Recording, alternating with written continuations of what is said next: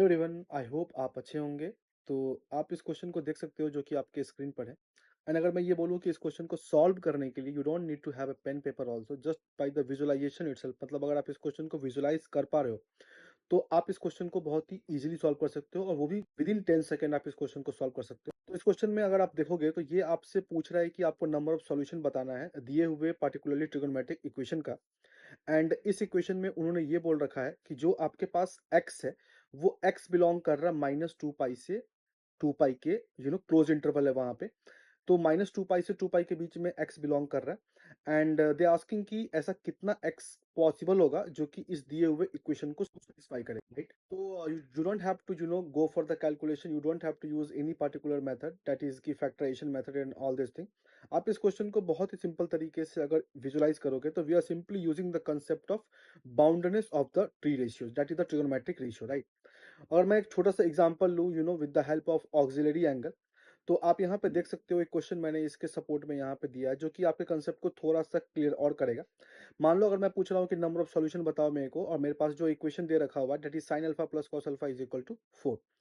तो I am sure कि इस क्वेश्चन के लिए आप बोलोगे सर ऐसा तो एक भी अल्फा पॉसिबल नहीं है जो दिए हुए इक्वेशन को सेटिस्फाई करेगा। बिकॉज आप अगर ऐसे भी सोचोगे कि बेसिक कंसेप्ट से भी तो वन साइन का वैल्यू होगा और कॉस का वैल्यू भी 1 है, तो 1 + 1 2 हो नहीं सकता।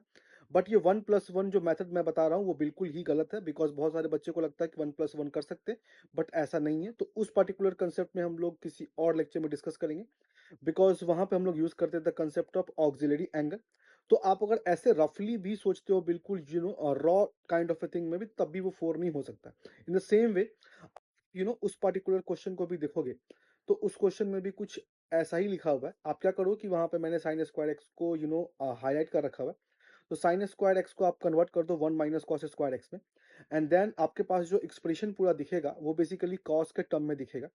तो आप वहां पे जब कांस्टेंट टर्म को अलग करोगे तो then you will have 13 minus, और फिर यहाँ पे कुछ कॉस का टर्म दिखेगा। तो आप कॉस की मैक्सिमम वैल्यू कुछ भी लोगे, मतलब अगर आप यहाँ पे मैक्सिमम वैल्यू भी लेते हो कॉस का तो वो 1 होगा, राइट? तो आप चेक करोगे तो ओवरऑल 1 के बाद भी 13 - 12 you will have, and 13 - 12 can never be equal to 0 because वो 1 होता है। सो यहाँ पे ऐसा एक भी x का वैल्यू नहीं होगा जो दिए हुए इक्वेशन को सेटिस्फाई करेगा। यू कैन सी कि इसका आंसर क्या हो जाएगा, 0। तो आई एम श्योर ये पर्टिकुलर कंसेप्ट जो था आपका वो क्लियर था। Thank you so much and have a great time ahead.